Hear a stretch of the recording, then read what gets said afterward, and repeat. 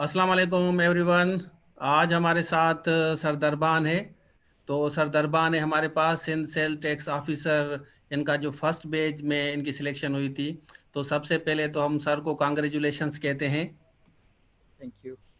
और अब हम जो है सर से कुछ क्वेश्चंस करेंगे जो आपको बेनिफिट दे सकें। तो पहले सर काइंडली हमें ग्रुप डिस्कशंस के बारे में बताएं। काफ़ी बच्चे परेशान हैं, पूछ रहे हैं कि ये ग्रुप डिस्कशन किस तरह होगा, क्या है ये। ठीक है सर, पहले तो थैंक यू सो मच कि आपने मुझे इनवाइट किया और ये आप प्लेटफॉर्म दे रहे हैं मुझे और उन लोगों को जो सिलेक्ट हुए हैं और जो चाहते हैं कि हम एसएसटीओ बने इवेंचुअली। तो काफ़ी दोस्तों ने मुझे भी कांटेक्ट किया, मेरे दोस्तों को जो हम काम करते हैं एसआरबी में, हमारे सीनियर्स को, जब से रिजल्ट आया है कल परसों से। तो हम जितनी कोशिश कर सकते थे उनको बताया, उनको कॉल्स अटेंड की, उनसे मिले, बट स्टिल काफ़ी रह गए होंगे। तो this is really a great initiative कि सबको एक वीडियो के तहत पैगाम मिल जाए कि क्या क्या चीज़ें उसमें होती हैं, दे कैन प्रिपेयर अकॉर्डिंगली। तो स्टार्ट करते हैं कि पहले तो टेस्ट हो गई है, जो जो सिलेक्ट हो गए हैं अभी ग्रुप डिस्कशन के लिए, कॉन्ग्रेचुलेशंस टू देम। टेस्ट सबको पता है कि किस तरह से आती है, कि उसमें जो जो सब्जेक्ट्स आते हैं मेजर, अगर आपने बीबीए किया हुआ है या इकोनॉमिक्स किया हुआ है तो वही मेजर सब्जेक्ट्स आते हैं जिससे आपकी टेस्ट होती है।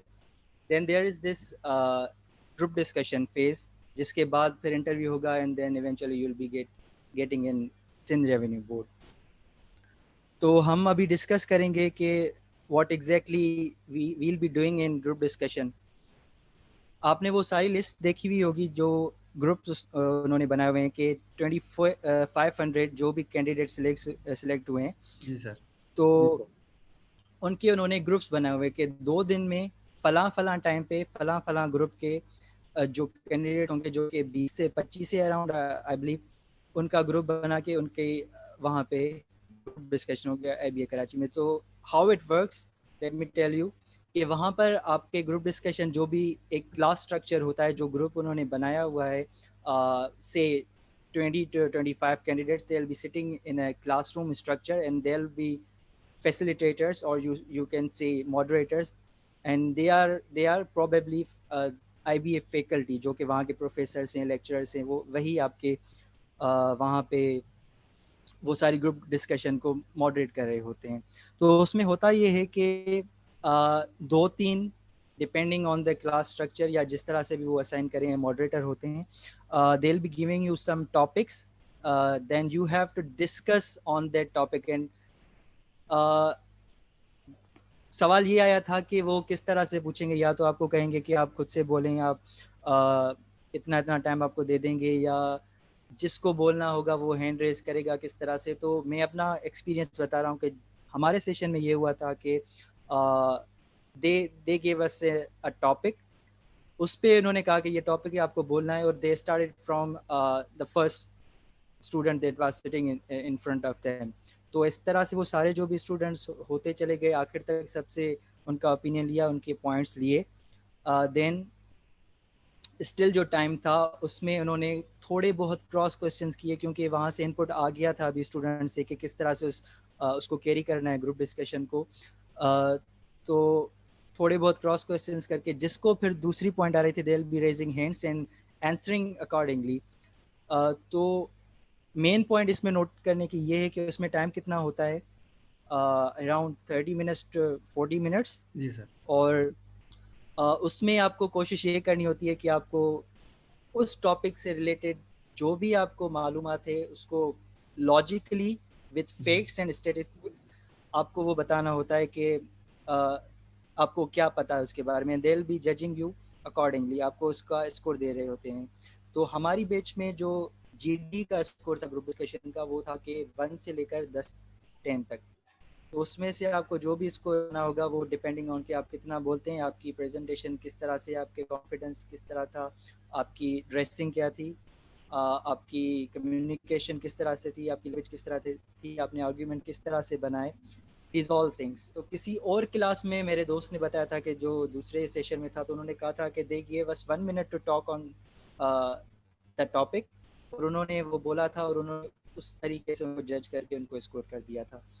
So this depends on the teacher और वी से मॉडरेटर जो कि वहाँ पर आपके सेशन में होगा। Now the point is what will be the topics they'll be asking you and you'll be discussing on those topics. तो वो वही टॉपिक होंगे obviously your tax related topics जबरदस्त। कि से आपका टैक्स रिफॉर्म्स किस तरह से लाए जाएं, आपके टैक्स नेट किस तरह से बढ़ाया जाए, जो फाइलर्स नहीं है, जो रजिस्टर्ड नहीं है आपके टैक्स पेयर्स, उनको किस तरह से उसमें लाया जाए नेट में, और किस तरह से अपना टैक्सेज़ बढ़ाया जाए और उसको कंट्रीब्यूट किया जाए अपने गवर्नमेंट के जो भी आपका बजट बनता है इवेंचुअली। तो इससे रिलेटेड बहुत सारी और भी चीज़ें जाती हैं जिससे आपको इकोनॉमी भी देखनी पड़ेगी, किस तरह से आपकी पाकिस्तान की इकोनॉमी चल रही है, आपकी फिस्कल पॉलिसीज़, आपकी monetary policies and your how they devise their federal budget, and specifically if we are talking about Sindh Revenue Board, तो किस तरह से हम टैक्स कलेक्ट करते हैं और किस तरह से उसमें बजट का कंट्रीब्यूशन है। देन हम आ जाते हैं कि किस तरह से since they'll be recruiting you for Sindh Revenue Board and this you'll be becoming SSTO, तो आपको पता होना चाहिए कि किस तरह से सिंध रेवेन्यू बोर्ड कयाम में आया और किस तरह से आपके सिंध रेवेन्यू बोर्ड का जो एक्ट है the Sindh sales tax on services act 2011 वो बना और उसके तहत किस तरह से हम टैक्स कलेक्ट करते हैं और किस तरह से वो काम कर रहा होता है। तो उसमें इम्पॉर्टेंट चीज़ कि किस तरह से वो पहले तो SRB बना और किस तरह से आपको वो जो सर्विसेज पे टैक्सेस हैं वो आपके यहाँ आए। और इसी तरह से दूसरे पंजाब के पास आया, आपके खैबर पख्तूनख्वा के पास आया, बलूचिस्तान के पास आया और अपने अपने वो सर्विसेज के टैक्सेस इंडिविजुअली प्रोविंशियली कलेक्ट कर रहे होते हैं। तो उसमें 18th अमेंडमेंट इम्पॉर्टेंट है, आपका 7th NFC अवार्ड इम्पॉर्टेंट है कि वो किस तरह से उनका रोल था कि आप जो प्रोविंशियली टैक्स जो है सर्विसेज पे वो कलेक्ट कर रहे होते हैं।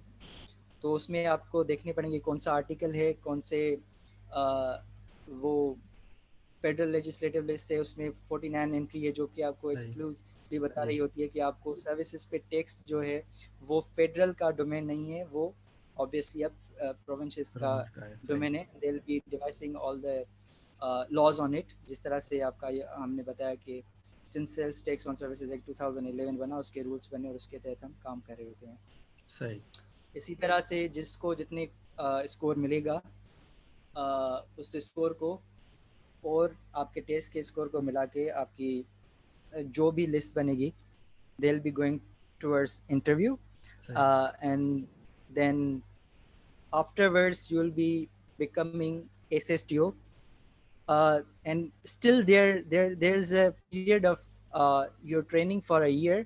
उसके बाद आपको एक एग्जाम देना होता है जिसे हम FPO कहते हैं, फाइनल पासिंग आउट एग्जाम, जो आपको पास करना होता है, उसके बाद आप रेगुलर होते हैं। So this you can see the transparency and the level of merit we have in Sindh Revenue Board।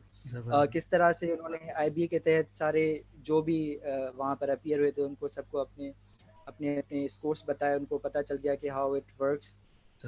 आपकी GD हो रही है प्रॉपर्ली, देन आपके इंटरव्यूज होंगे, आप देखेंगे जो भी सिलेक्ट हुए हैं इंशाल्लाह। So this is all, if you have any question sir. अच्छा सर, कितने मेंबर्स होंगे, ऑब्जर्वर कितने होंगे? In my session there were 3 moderators, तो 2 भी हो सकते हैं, 3 भी हो सकते हैं, तो से 3 ही थे, ज़्यादा नहीं होंगे। और कैंडिडेट्स को सर, ईच कैंडिडेट्स को टाइम कितना था? हर कैंडिडेट को कितना टाइम दिया जाता है बोलने के लिए एटलीस्ट?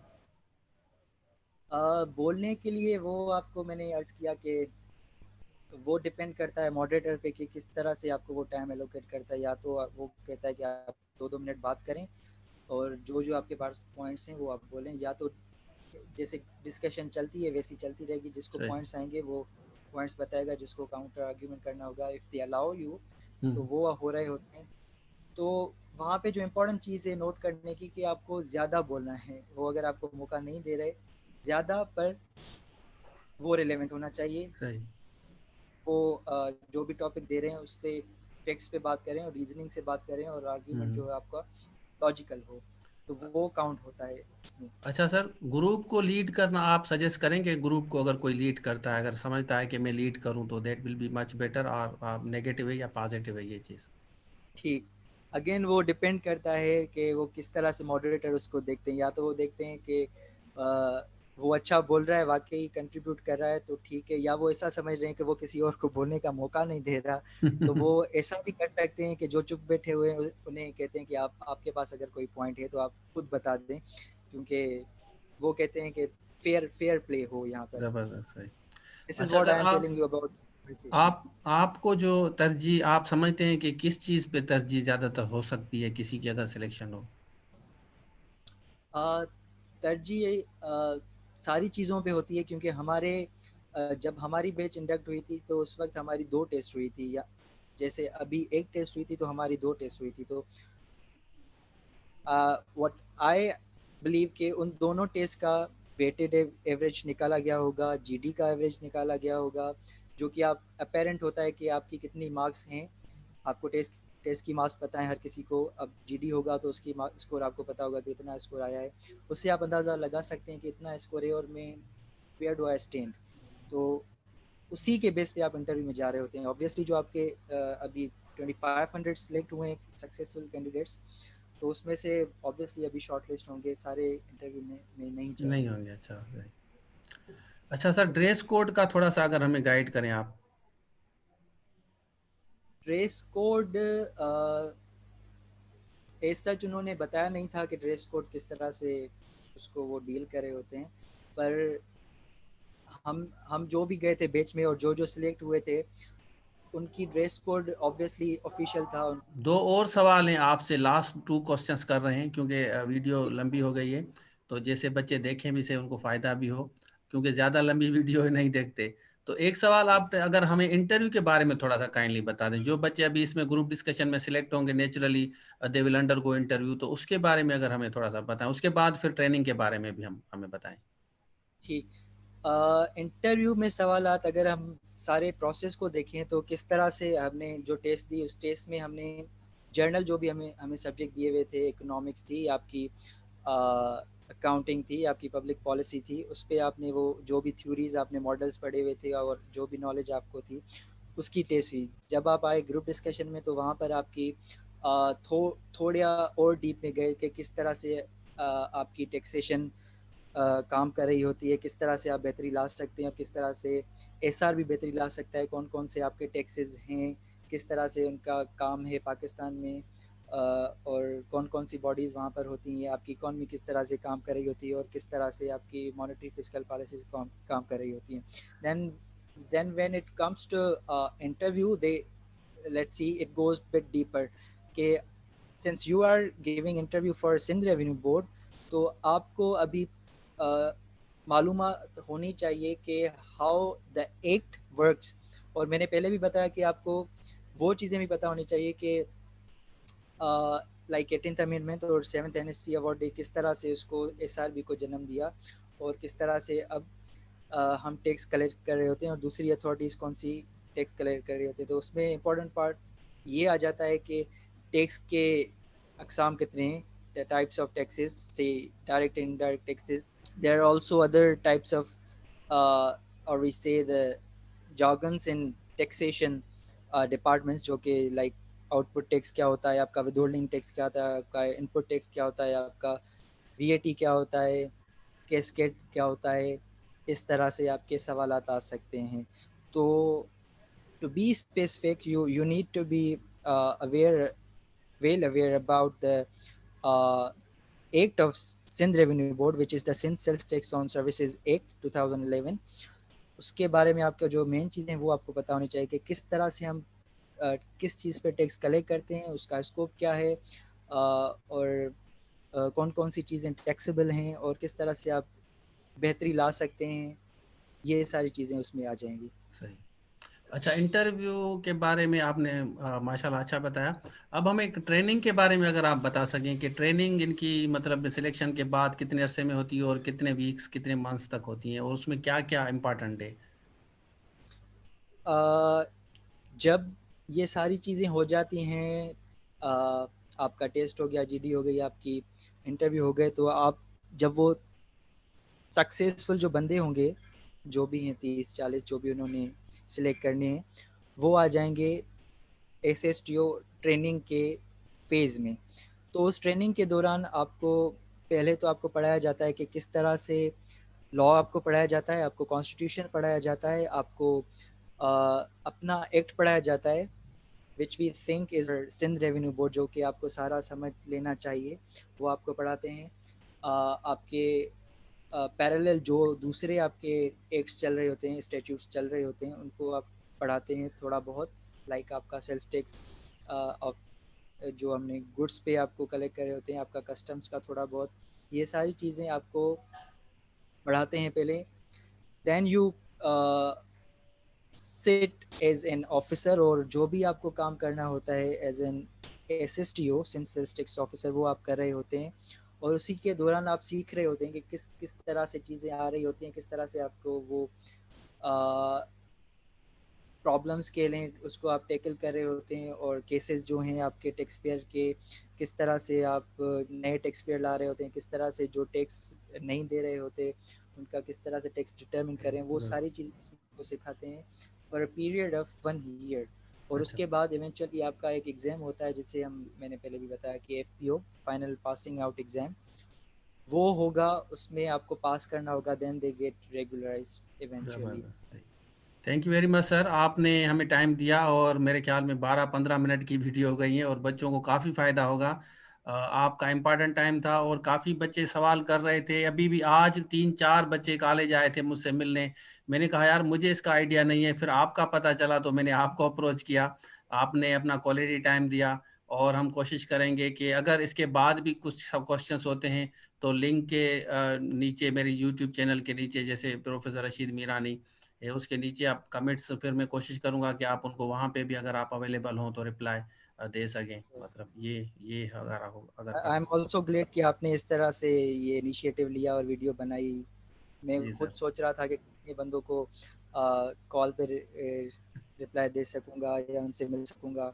सही। और इसी तरह से ना ना सिर्फ मैं और मेरे सारे जो भी सीनियर्स हैं, हमारे असिस्टेंट कमिश्नर्स हैं, हमारे जो भी एसएसटीओ है हमारी बैच के, वो इसी में हैं कि सब जितने हो सके हम हेल्प कर सकें अपने दोस्तों की, या जो भी आ रहा है जी सर। हमारे अक्वेंटेंसेस। थैंक तो you. Thank you also sir. Thank you sir. Thank you.